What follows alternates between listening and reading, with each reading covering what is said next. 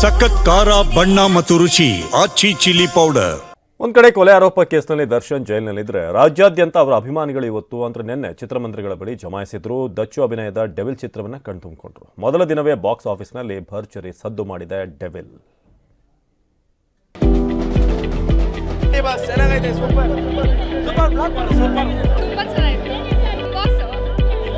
ಎಲ್ಲರೂ ಬಂದು ನೋಡ್ಬೋದು. ಗಿಲ್ಲಿ ನಟ ಅಲ್ಟಿಮೇಟ್.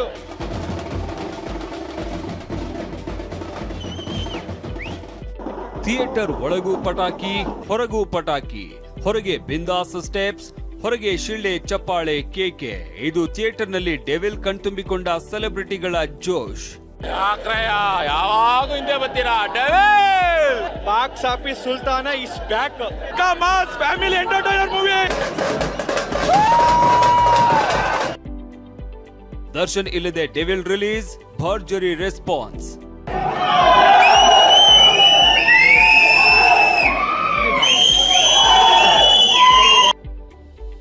ಥಿಯೇಟರ್ಗಳು housefull, celebrities ಹರ್ಷೋದ್ಗಾರ.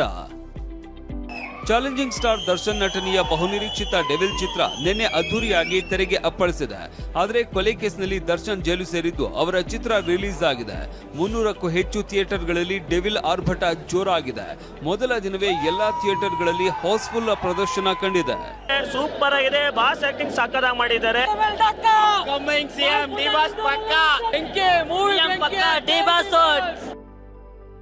ಡೆವಿಲ್ ಮೊದಲ ದಿನವೇ 15 ಕೋಟಿಗೂ ಹೆಚ್ಚು ಗಳಿಕೆ.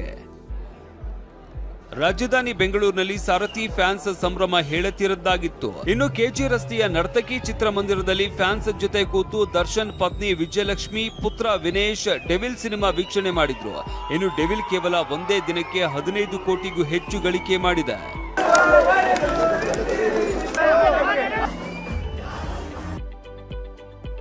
ದರ್ಶನ್ ನಟನೆ ಕೊಂಡಾಡಿ ವಿಜಯಲಕ್ಷ್ಮಿ ಸುದೀರ್ಘ ಪತ್ರ.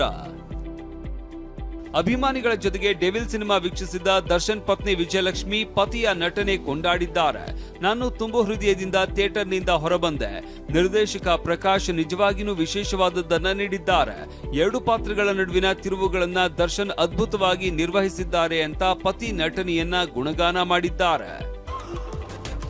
ನಾನು ತುಂಬು ಹೃದಯದಿಂದ ಥಿಯೇಟರ್ನಿಂದ ಹೊರಬಂದೆ. ನಿರ್ದೇಶಕ ಪ್ರಕಾಶ್ ನಿಜವಾಗಿಯೂ ವಿಶೇಷವಾದದನ್ನ ನೀಡಿದ್ದಾರೆ. ಇಂದು ನನ್ನನ್ನ ಅತ್ಯಂತ ಹೆಚ್ಚು ರೋಮಾಂಚನಗೊಳಿಸಿದ್ದು ನೀವೆಲ್ಲರೂ.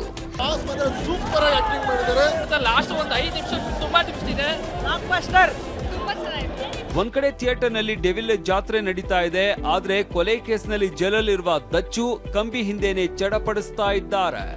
ಮಂಗಳ ಮತ್ತು ಮಾಲ್ತೇಶ್ ಜಗ್ಗಿನ್ ಜೊತೆ ರಾಮು, TV9 ಆನೇಕಲ್.